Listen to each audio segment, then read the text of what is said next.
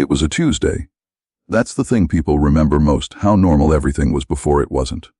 People were stuck in traffic, complaining about their coffee being cold, or scrolling through their phones. Then at exactly 1:14 a.m., the sun didn't go behind a cloud.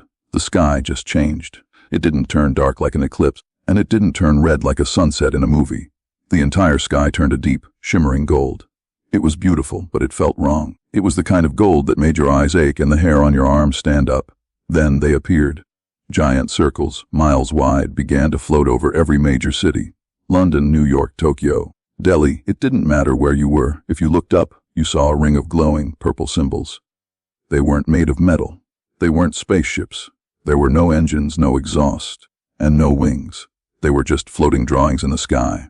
Scientists call them runes, but to the rest of us, they looked like something out of a dusty old fantasy book. The visitors. From the center of these circles, people started to walk out. But they weren't walking on ground, they were walking on the air itself. We called them the star mages.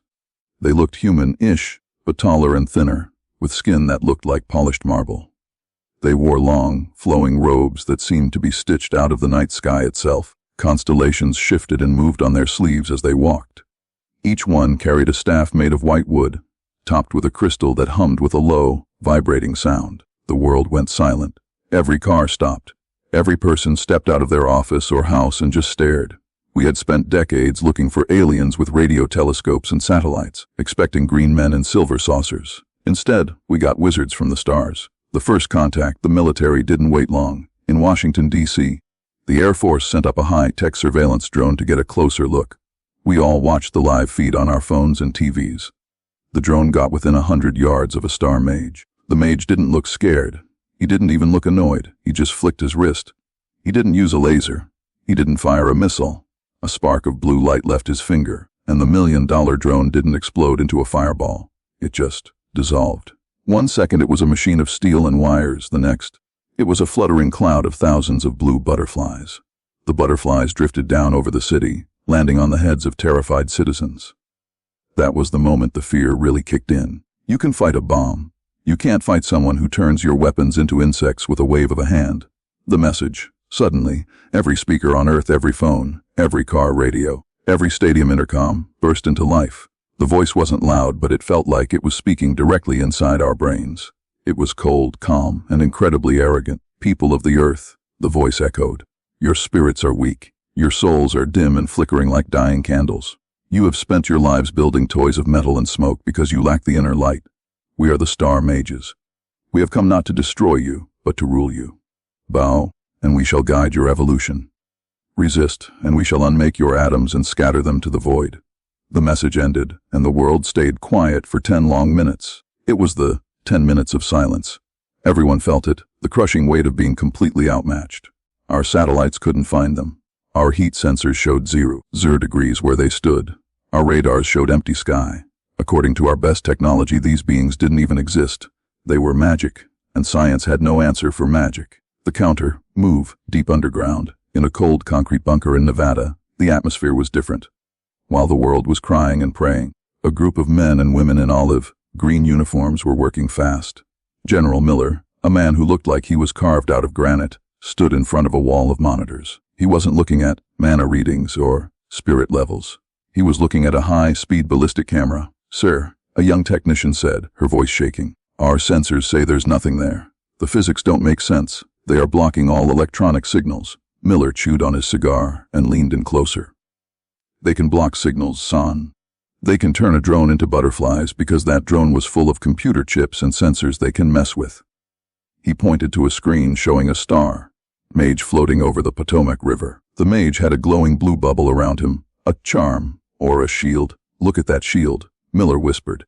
"It's shimmering, it's light, it's designed to stop magic and energy. But these guys have been fighting other wizards for thousands of years.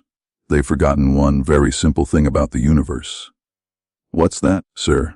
the technician asked. Miller smiled, and it wasn't a nice smile. "Physics is a jerk. They don't have shields. They have decorations. Let's see if those pretty charms can stop a 5-pound piece of tungsten traveling at 3 times the speed of sound."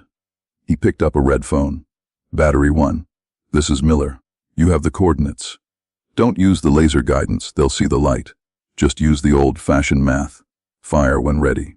The world thought it was the end of humanity. General Miller knew it was just the beginning of a very loud physics lesson. The silence in Washington, D.C. was heavy. It wasn't the peaceful kind of silence you feel in a library.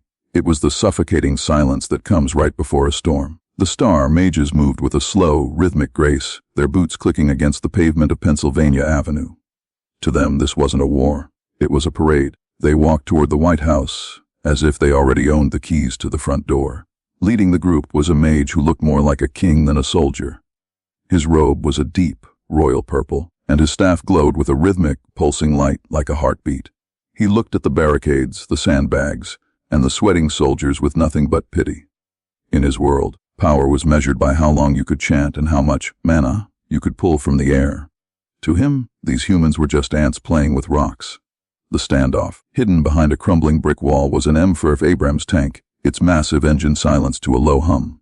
Inside, Sergeant Miller, a man who had spent 20 years studying the art of the big gun, held his breath. His palms were sweaty, but his eyes were locked onto the thermal sights. The weirdest part. The sights showed nothing. Usually, a person shows up as a bright heat signature. These mages, they were cold. They were ghosts on the screen. Target in sight, Sarge. The gunner whispered. But the computer won't lock on. It says there's nothing there but air. Forget the computer. Miller growled, his voice a low rasp. Use the manual sights. Line up the center of that purple robe. If it moves, it can bleed. If it bleeds, we can kill it. The lead star, mage, stopped only 50 yards from the tank's hidden position. He raised his chin, his eyes glowing with an eerie silver light. He began to raise his hand, his fingers twisting into a complex shape. He was preparing a disintegration spell, a terrifying bit of magic that would turn the 60-ton tank into a pile of fine sand with a single word. In the mage's mind, he had all the time in the world. In his history books, battles were slow.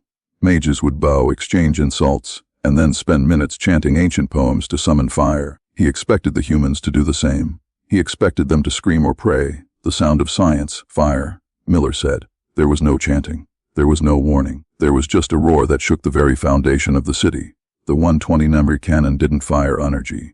It fired a sabot round, a long, heavy dart made of depleted uranium. It left the barrel at over 500 miles per hour. It was moving so fast that the human eye couldn't even see it.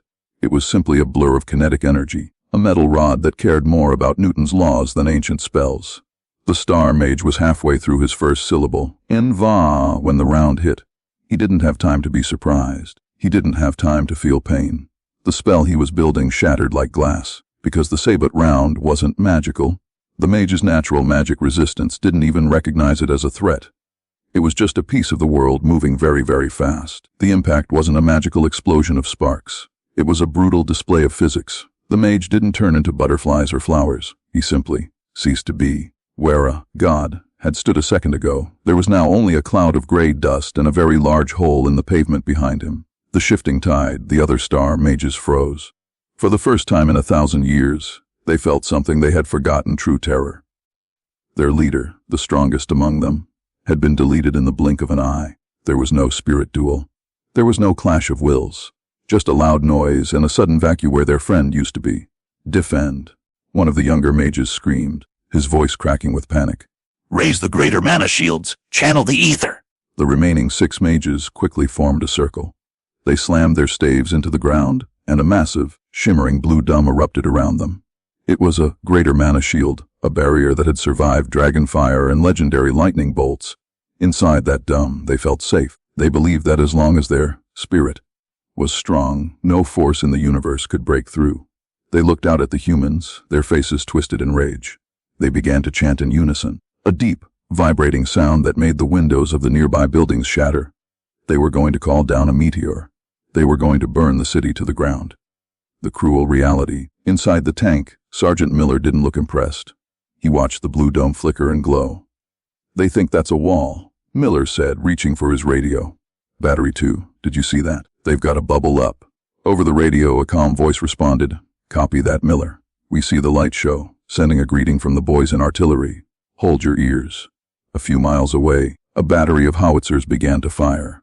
These weren't direct shots. They were high, arcing shells falling from the sky like the wrath of a very angry math teacher. The mages looked up. They saw the blue dome flare brightly as the first artillery shell hit. The shield held, but the mages gasped, their knees buckling. The shield didn't break, but it didn't stop the vibration. Every time a shell hit the dome, the kinetic energy had to go somewhere. It shook their bones. It rattled their teeth. It didn't matter if the shield was invincible. The ground beneath their feet was still dirt, and it was jumping 3 feet into the air with every blast. "Keep firing," Miller shouted into the radio. "They're trying to chant. Don't let them hear their own voices." The mages were trapped. They couldn't focus on their complex spells while the world around them was exploding. They were used to fighting mages who respected the rules of magic. They weren't ready for a species that would simply bury them under 500-pound chunks of exploding steel. The blue dome began to flicker. The mages inside were bleeding from their ears and noses. They realized too late that their greater mana shield was like a glass jar. It might protect you from the wind, but if someone hits the jar with a hammer, you're still going to have a very bad day. Physics didn't care about their inner light. Gravity didn't care about their souls. And as the next wave of shells whistled down, the star mages realized that the weak humans weren't fighting a war of magic. They were fighting a war of velocity. The golden sky was now choked with the black smoke of burning rubber and high explosives. The star mages weren't walking anymore. They were scrambling. Their grand entrance had turned into a desperate struggle for survival. They had spent thousands of years conquering planets where people fought with swords, bows, or rival magic. They had never encountered a species that fought with distance. In the alien world, a battle was like a dance. You had to see your enemy, look them in the eye, and chant a spell. But on Earth, the enemy was everywhere and nowhere at the same time. The invisible sting high up in a half-ruined office building, a young woman named Sarah sat perfectly still. She wasn't a wizard, and she didn't have a magic staff. She had a .50 caliber sniper rifle and a high-powered scope. Through her lens, she could see a mage standing on a balcony 3 blocks away. He was waving his hands in the air, trying to summon a firestorm to burn the city. The mage was shouting ancient words, his voice booming with power. He thought he was safe because there were no soldiers near him. He didn't know that Sarah was watching the wind speed and calculating the drop of a bullet. "Focus, you glowing jerk," Sarah whispered. She squeezed the trigger. There was a sharp crack, and a second later, the mage's head snapped back. He didn't even finish his sentence. The firestorm he was building flickered and died out like a blown-out match. To the other mages, it looked like their friend had been struck by an invisible lightning bolt. They looked around, frantic, but they couldn't see anyone. That was the terrifying reality of human ballistics. We didn't need to stand in a circle and chant. We didn't need to charge our energy. We just needed a clear line of sight and a finger on a trigger. The confusion of the gods on the streets below. A group of mages had managed to corner a squad of human infantry. The mages felt a surge of confidence. They raised their glowing staves, blue sparks jumping between the crystals. "Yield, mortals," the lead mage screamed in his booming, mental voice. "Where is your energy? Where are your spells? How do you strike us without the light?" Captain Miller, leading the squad, ducked behind a burnt-out car. He swapped a fresh magazine into his rifle with a metallic click-clack. He looked at the mage and laughed, a loud, dry sound that confused the aliens. "We don't use spells." "Buddy!" Miller yelled back over the sound of distant explosions. "We don't have light or mana. We use gunpowder and gravity. You're fighting a war against the periodic table." The mage didn't understand. He pointed his staff and shouted a word of power. A bolt of blue lightning shot out, hitting the car. The metal melted instantly, but Miller had already moved. He popped up from the other side and let out a burst of gunfire. The bullets hissed through the air. The mage tried to catch them with a slowing spell, but he was too slow. In the time it took him to blink, 10 pieces of lead had already torn through his starry robes. Magic required focus and gestures. Bullets just required physics. The flight of the fallen. Realizing they were losing the ground war, the mages decided to take to the sky. They whistled, and shimmering platforms of light, what we called magic carpets, appeared beneath their feet. They began to rise, thinking that once they were high enough, the humans couldn't reach them. They figured they could rain down fire from the clouds. But they forgot one thing. Humans own the sky. A low, guttural roar began to echo through the clouds. It wasn't the sound of a dragon or a phoenix. It was the scream of twin engine turbines. 2 F-22 Raptors tore through the golden haze at Mach 2. The mages looked up, their eyes wide with horror. They saw these sleek, gray metal birds screaming toward them. One mage tried to cast a shield of invincibility, a spell that could stop any magical spear or enchanted arrow. The pilot of the lead jet didn't care about the shield. He didn't even use a missile. He pulled the trigger on his 20-mile rotary cannon. A hail of armor-piercing rounds, thousands of them per minute, shredded the air. The shield of invincibility flickered as it was hit by hundreds of metal slugs every second. The shield wasn't built for this. It was designed to deflect energy, not to stop 300 pounds of solid metal hitting it at twice the speed of sound. The shield shattered like a glass window hit by a sledgehammer. The mage and his platform disappeared in a cloud of red mist and gray smoke. The math of death. By sunset, the mages were in full retreat. They couldn't understand how a species so spiritually primitive was winning. They didn't realize that while they were studying poems and meditation, humans had spent thousands of years perfecting the art of throwing things at each other very, very hard. The star mages fought with their souls. Humans fought with math. We calculated the curve of the earth, the drag of the air, and the explosive power of chemicals. An alien general, watching from a portal, wept as he saw his elite guard being hunted down by soldiers using night vision goggles. "They are not mages," he whispered. "They are monsters of logic. They have turned the very laws of the universe into a weapon." The massacre continued. The aliens tried to use their invisibility spells, but our thermal cameras saw their body heat clearly. They tried to use illusion spells, but our radar didn't care about pictures. It only cared about solid objects. Every trick the aliens had was defeated by a simple human tool. They weren't fighting a war. They were being deleted by a civilization that had mastered the cold, hard facts of reality. 48 hours. That is all it took. The gods, who had arrived with golden skies and songs of evolution, were now stumbling over their own silk robes, desperate to reach the shimmering circles before they closed forever. The grand invasion had turned into a frantic exit. The streets of Earth's great cities were no longer stages for alien sermons. They were obstacle courses of cold, hard reality. The golden light in the sky was flickering. The magic that held those massive runes aloft was tied to the mages' collective will, and right now their will was shattered. They hadn't just lost a battle. They had lost their entire understanding of how the universe worked. The captured God, in a high-security holding cell deep beneath the Pentagon. The last remaining high mage of the invasion force sat on a plastic chair. His starlight robe was torn and dusty. His staff, once a source of infinite pride, lay in a heap of confiscated items. In the next room, General Miller entered the room, his boots thumping heavily on the concrete. He didn't say a word. He simply walked over to the metal table and placed a standard-issue 9mm handgun on the surface. The mage jumped back, his eyes wide with a primal, raw terror. He didn't see a tool of engineering. He saw wand of death. What mana fuels that device? The mage whispered, his voice trembling. I felt no chant. I saw no glow before my brothers fell. How do you summon the strike so fast? Where is the ritual? Miller leaned in, the fluorescent lights reflecting off his silver hair. There is no ritual, pal. There's a spring, a firing pin, and a chemical reaction. You spent 5,000 years learning how to talk to the wind. We spent 5,000 years learning how to throw a rock really, really hard. The mage looked at the gun as if it were a cursed artifact. To him, the idea that a spiritually primitive creature could hold the power of a miniature sun in a metal tube was a nightmare. He realized that on Earth, power wasn't a gift for the elite or the holy. It was a product of a factory. It worked for anyone with a finger. It worked instantly. It didn't care if you were a hero or a villain. It only cared about the physics of the trigger pull. The closing portals outside, the retreat was reaching its peak. The star mages were floating upward, their magic carpets, trembling under the weight of their fear. They didn't look back. They didn't try to guide our evolution anymore.